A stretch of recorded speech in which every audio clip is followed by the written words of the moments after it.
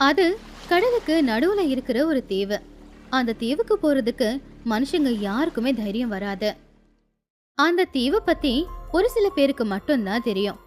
அதுவும் அவங்களுக்கு தெரிஞ்சது என்னன்னா, அந்த தீவுக்கு போனவங்க யாருமே திரும்ப வரலைங்கிறது. அதனால யாரும் அந்த தீவு பக்கம் போறதுக்கு கூட பயந்துகிட்டு இருந்தாங்க. ஆனா அந்த கடலுக்கு ரொம்பவும் தூரத்துல இருக்கிற ஒரு சின்ன ஊர்ல சிவையா அப்படிங்கிற ஒருத்தன் இருந்தான். அவன் நல்லவனா கெட்டவனா அப்படிங்கிறது அந்த ஊருக்காரங்களுக்கு 25 வருஷமா தெரியவே இல்ல. அதுக்கு காரணமும் இல்லாம இல்ல.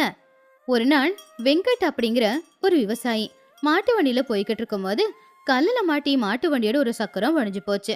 அங்க பக்கத்துல தான் சிவையா உட்காந்துக்கிட்டு இருந்தான்.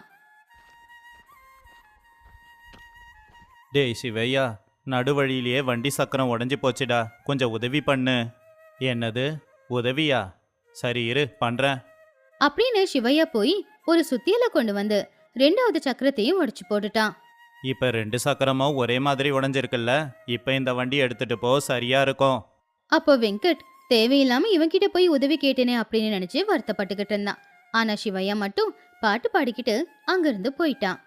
அப்போ வெங்கட் இந்த விஷயத்த ஊர் தலைவர்கிட்ட போய் சொன்னப்போ ஊர் தலைவரும் தேவையில்லாம அவன்கிட்ட போய் உதவி கேட்டது உன்னுடைய தப்புன்னு வெங்கட் தான் அவரு திட்டிக்கிட்டு இருந்தாரு.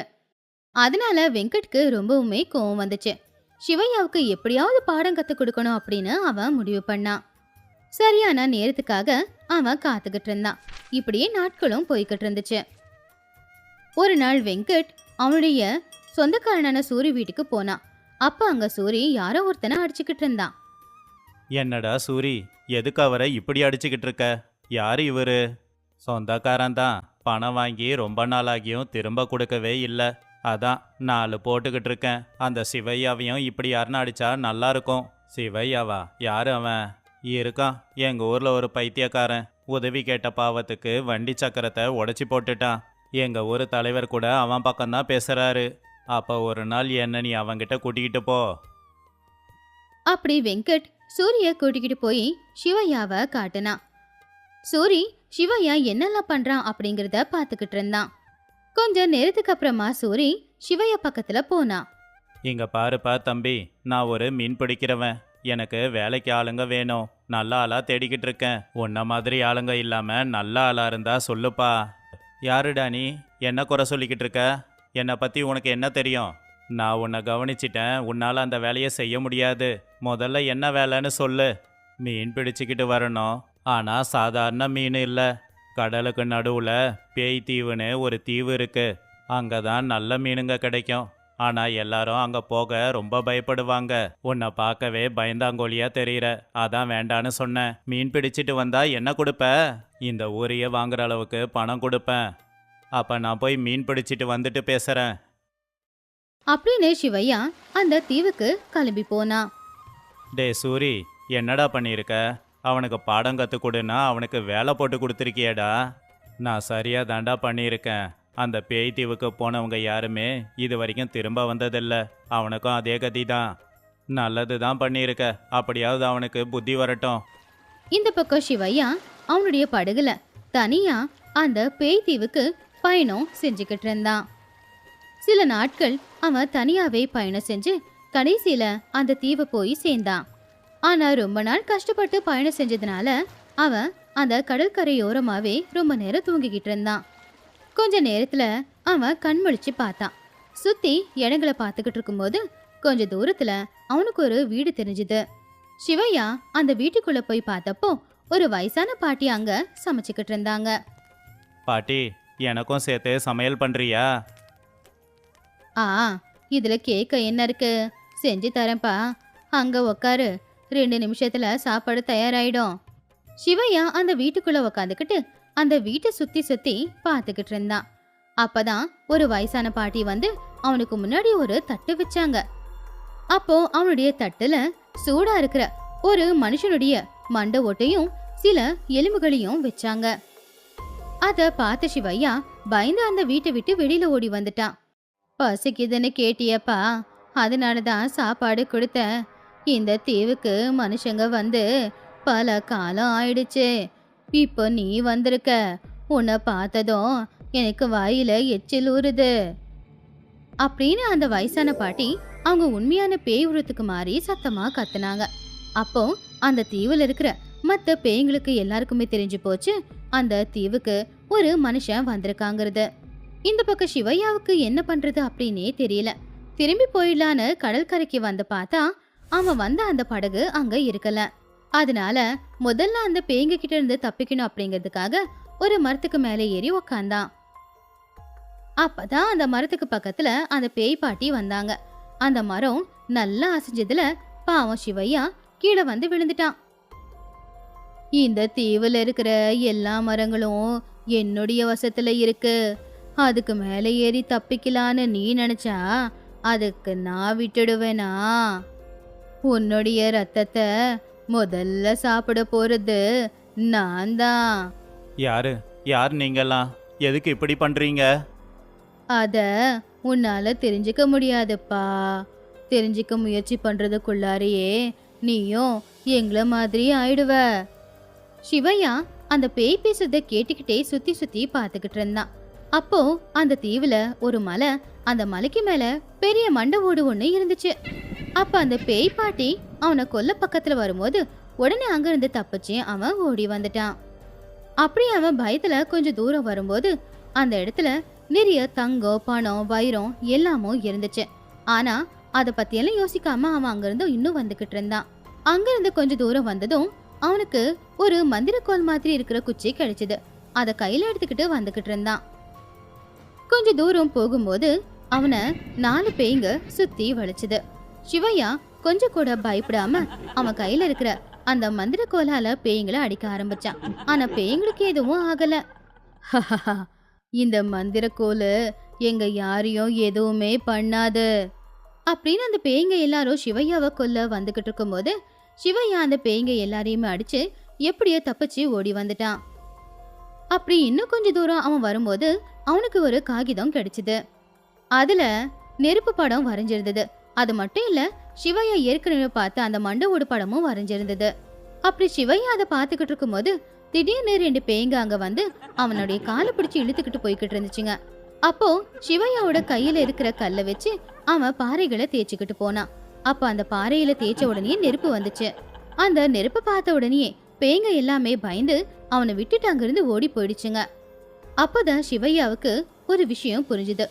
இன்னும் அதிகமா நெருப்பை உருவாக்கி அந்த மந்திரக்கோல்ல நெருப்பை பத்த வச்சான். அப்போ இன்னும் பேய்ங்க சிவையாவை துரத்துக்கிட்டு வரும்போது நெருப்பு எரிஞ்சுக்கிட்டு இருக்கிற அந்த மந்திரக்கோலால அந்த பேய அடிச்சான். அவ்வளவுதான், அந்த பேய்ங்க எரிஞ்சு சாம்பல் ஆயிடுச்சு. அப்படின்னா விஷயம் நெருப்புல இருக்கா? இந்த மந்திரக்கோளால மண்டை ஓட்டை எரிச்சிட்டா எல்லா பேய்களும் அழிஞ்சிடும் போல. அப்படின்னு சிவையா உடனே அந்த மண்டை ஓடு இருக்கிற இடத்துக்கு போய்கிட்டு இருந்தான். அப்ப வழியில சில பேய்கள் அவனை தடுத்துச்சுங்க. சுத்தி அந்த பேய்ங்க நின்னு அவங்க வாய் மூலமா காத்த வீசிக்கிட்டு இருந்தாங்க. அந்த காத்துக்கு நெருப்பு அணையிற மாதிரி இருந்ததுனால சிவையாவுக்கு என்ன பண்றது அப்படின்னே புரியல. அத பார்த்து அந்த பேய்ங்க எல்லாரும் சிரிச்சுக்கிட்டு இருந்தாங்க. அப்போ சிவையா அந்த மந்திர குச்சியில இருக்கிற நெருப்பை அவன் தலையில பத்த வச்சான். அவன் தலைமுடி எரிஞ்சுக்கிட்டு இருந்துச்சு. உடனே சிவையா வேகமா அங்கிருந்து ஓட ஆரம்பிச்சான். அவனை தடுக்க வந்த பேய்ங்க எல்லாருக்குமே நெருப்பு வச்சான். உடனே பேய்ங்க எல்லாம் அழிஞ்சுக்கிட்டு இருந்துச்சு. அப்படி வேகமா ஓடின சிவையா மலைக்கு மேல இருக்கிற அந்த பெரிய மண்டை ஓட்டுக்கு நெருப்பு வச்சான். அவ்வளவுதான், அந்த மண்டை ஓடு எரிஞ்சு சாம்பல் ஆயிடுச்சு. அப்ப அவனுடைய தலைமுடிக்கு பிடிச்சிருந்த நெருப்பும் போயிடுச்சு. அந்த மண்டை ஓடு எரிஞ்சு சாம்பல் ஆனதும் அங்க இருக்கிற பேய்ங்க எல்லாம் சாம்பல் ஆயிடுச்சுங்க. அதுக்கப்புறமா அந்த தீவுல இன்னொரு காகிதம் அவனுக்கு கிடைச்சது. அதுல போட்டிருக்கிற வழியில போனப்போ அவன் ஏற்கனவே பார்த்த அந்த தங்க பணம் வைரம் எல்லாம் கிடைச்சது. அது எல்லாத்தையுமே படகுல போட்டு எடுத்துக்கிட்டு அவன் ஊருக்கு வந்துட்டான். அவனை பார்த்து சூரியும் வெங்கட்டும் பொறாமப்பட்டாங்க. ஆனா சிவையா அவன் கிட்ட இருக்கிற அந்த பணத்தை வச்சு அந்த ஊர்க்காரங்க எல்லாருக்குமே நன்மைகளை செஞ்சுக்கிட்டு இருந்தான். ஒரு காலத்துல ஒரு ஊர்ல ராமையாவோட குடும்பம் இருந்துச்சு. அதுல அவருடைய மனைவி தேவி, புள்ள சேகர், மருமக லக்ஷ்மி, அவங்க பேரன் சின்னா இருந்தாங்க. என்னங்க, மழை என்னவோ நின்னு போச்சு. ஆனா இந்த வானிலை மட்டும் மாறவே இல்ல. ரொம்ப குளிருது. ரொம்ப நாளா மழை பெஞ்சதில்ல. மழை காலனாவே அப்படித்தானே. மழை வந்தாலும் கஷ்டம், வரலனாலும் கஷ்டம். மழை காலத்தில் விவசாயிங்களுக்கு எல்லாமே கஷ்டம்தான். மழை வர்றதுக்கு முன்னாடி வயல்ல விதைகளை தூவி வைப்போம். அளவா மழை வந்தா விளைச்சல் நல்லா வரும். அதிகமாக வந்தாலும் விளைச்சல் எல்லாம் மூழ்கி போயிடும். வரலனா காஞ்சி போயிடும். பேரப்புள்ளைய பார்த்து ரொம்ப நாளாச்சுங்க. வந்தா நல்லா இருக்கும். அதுக்கு என்ன பண்ண முடியும்? பிள்ளைக்கு வேலையோ பட்டணத்தில் இருக்கு. இங்க வந்து என்ன பண்ண போறாங்க? முழுசா இங்க இருக்க முடியாது, உண்மைதான். ஆனா அடிக்கடி நம்மள பார்த்துட்டு போறாங்க. ஆனா அதிக நாட்கள் இங்க தங்க மாட்டேங்கிறாங்களே. அவங்க அதிக நாட்கள் தான் இங்க தங்குறாங்க. ஆனா உனக்கு தான் அது பத்த மாட்டேங்குது. வேற எதுவும் இல்லை. என்னங்க பண்றது? தாய் பாசம் அப்படிப்பட்டது. ஒருவேளை நம்ம பேரன் இந்த மழையில நம்ம கூட இருந்திருந்தா சந்தோஷமா இருந்திருப்பான். என்னதான் அவங்க பட்டணத்துல இருந்தாலும் கிராமத்துல கிடைக்கிற இந்த சந்தோஷங்களை அவங்க இழக்கறாங்க. ஆமாங்க, நீங்க சொல்றது உண்மைதான். நம்ம புள்ள சேகரும் மழையில ஆத்துல போய் எவ்வளவு சந்தோஷமா விளையாடிக்கிட்டு இருப்பான். வேண்டான்னு சொன்னாலும் கூட அவன் கேட்கவே மாட்டான். அவனால மட்டும் என்ன பண்ண முடியும் சொல்லு? இந்த மழை காலத்துல ஆறு குளம் குட்டை எல்லாம் தண்ணியால நிறைஞ்சி வழியும். இந்த வயசான காலத்துல எனக்கே அந்த தண்ணியில நீச்சல் அடிக்கணும்னு தோணும்போது சின்ன பையன் அவனுக்கு தோணாதா? இந்த சின்ன சின்ன சந்தோஷம் எப்பவும் ஞாபகம் இருக்கும். ஆனா இப்ப அது யாருக்கும் தெரியல. அப்பதான் அந்த பக்கமா வந்த பீமையா ராமையா கிட்ட இப்படி சொன்னான். சரியா சொன்ன ராமையா. இந்த காலத்து பசங்களுக்கெல்லாம் இந்த கிராமத்தோட அருமை எங்க தெரியுது? அப்பெல்லாம் மழை காலத்துல கிராமம் கலகலப்பா இருக்கும். அவங்க அவங்களுக்கு பிடிச்ச சாப்பாட்டை எல்லாரும் சமைச்சு சாப்பிடுவாங்க. ஆமா ஆமா, சமையல்னு சொல்லும் போது தான் ஞாபகம் வருது. என் பொண்டாட்டி மீன் குழம்பு ரொம்ப நல்லா செய்வா. அதை சாப்பிட்றதுக்காக நானும் என் பிள்ளையும் காத்துக்கிட்டு இருப்போம். அதுவும் இந்த மழை காலத்துல கிடைக்கிற மீனை வச்சு செஞ்சா குழம்பு ரொம்ப நல்லா இருக்கும். அதை நீ மறந்தாலும் நான் மறக்க முடியாதே. ஏன்னா உங்களுக்கு முன்னாடியே வந்து தட்டுக்கு முன்னாடி நான் உக்காந்துக்கிட்டுல இருப்பேன். ஆமாங்கண்ண, எங்க சேகருக்கு நான் சமைக்கிற மீன் குழம்புனா ரொம்ப பிடிக்கும். அவன் இப்ப இருந்திருந்தா நல்லா இருந்திருக்கும். நானும் சமைச்சு கொடுத்துருப்பேன். அப்படின்னா எங்களுக்காக சமைக்க மாட்டேன்னு சொல்றியாம்மா? ஐயோ, அப்படிலாம் இல்ல அண்ணன். இன்னைக்கு எங்க வீட்டில் சாப்பிட்டுட்டு அப்புறமா போலாம். ஏங்க, போய் மீன் பிடிச்சிட்டு வாங்க. அவனுக்கு எதுக்குமா அவ்வளோ கஷ்டம்? நானே பிடிச்சிக்கிட்டு வந்துட்டேன். உண்மையை சொல்லணும்னா மழை வந்தப்பவே நீ வைக்கிற மீன் குழம்பு ஞாபகம் வந்துடுச்சு. அதனால தான் உடனே ஆற்றுக்கு போய் மீனை பிடிச்சிட்டு வந்தேன். இதை வச்சு சமைச்சு கொடுமா.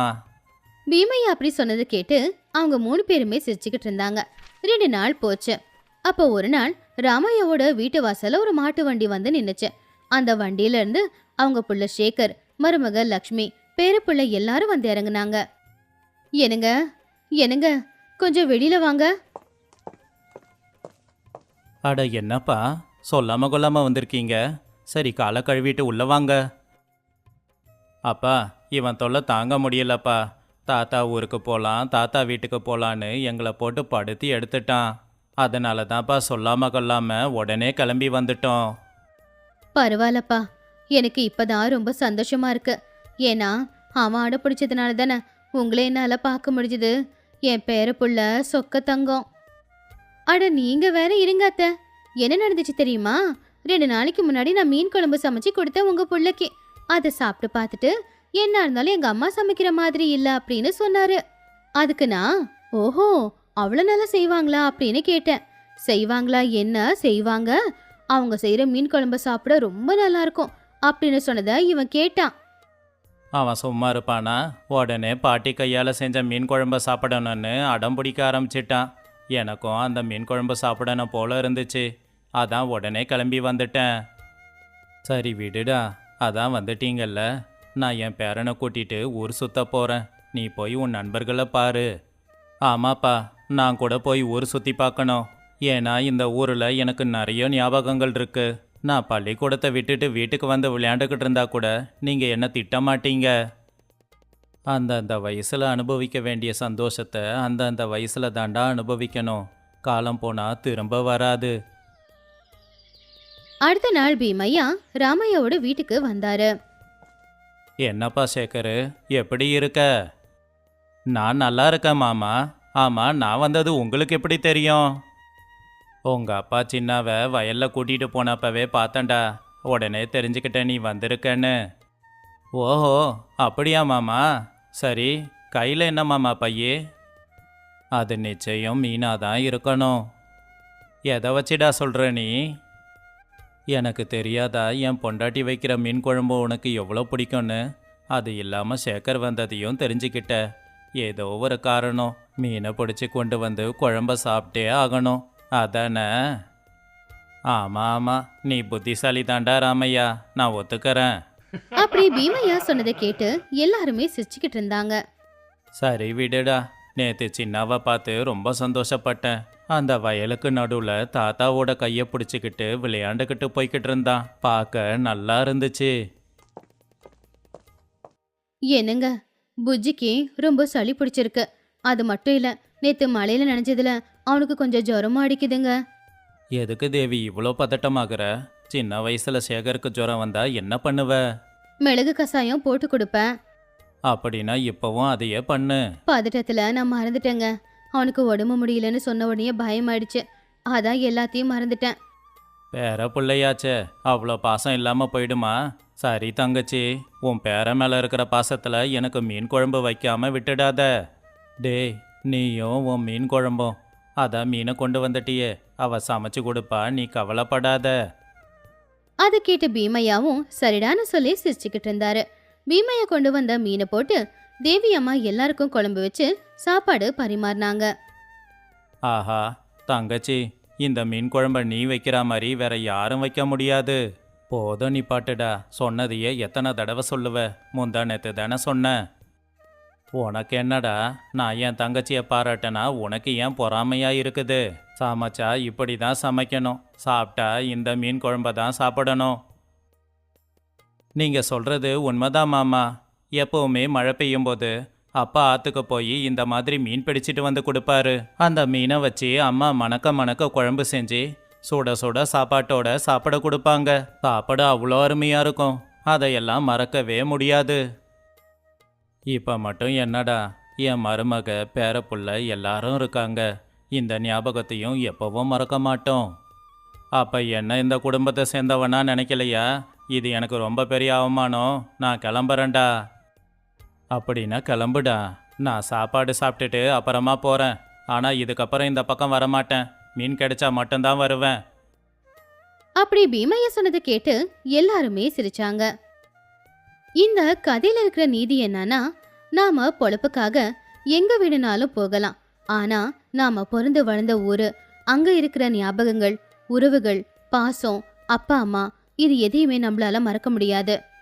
நாம அந்த காலத்துல என்ன சந்தோஷத்தை அனுபவிச்சோமோ அத முடிஞ்ச வரைக்கும் நம்ம குழந்தைங்களுக்கு கொடுக்க வேண்டியது நம்மளுடைய கடமை.